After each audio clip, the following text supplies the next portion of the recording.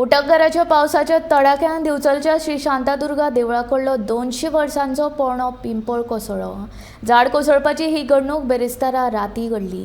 हे घडणुकेन व्हडलेशें आर्थीक लुकसाण जावंक ना आनी कांयच वायट घडणूक घडूंक ना.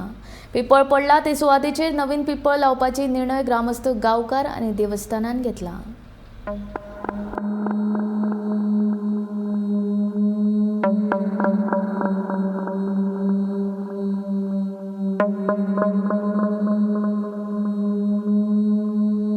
फाटल्या 5 दिसांच्यान पावसाची धुमशाणां सुरूच आसात.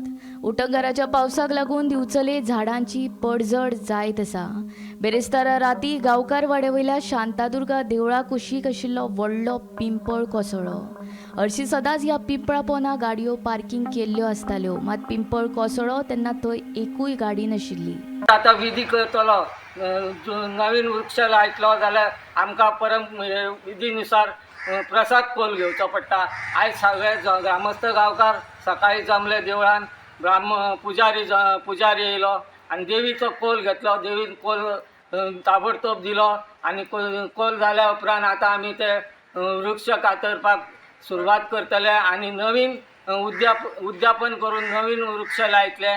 इतलेच सगळे आमचे बरे भशेन देवीन घडोवन हाडले. आमच्या आयज कोणाकूच त्रास करिनासतना, वीट हानी जायनासतना ह्या खातीर खरो आमी देवीचे आयज खरोच उपकार आहा. मजगती बेरेस्तारा दीसभर एका घराचेर मेळून 5 कडेन झाडां कोसळ्ळी. ह्या घडणुकेन घरांची पडझड सोडल्यार हेर कांयच वायट घडणूक घडूंक ना. झाडांचे पडझडीक लागून उजो पालोवपी दळाच्या जवानांची धांवपळ जाली. गोमंतक टीव्ही खातीर दिवचलच्यान तुकाराम सावंत.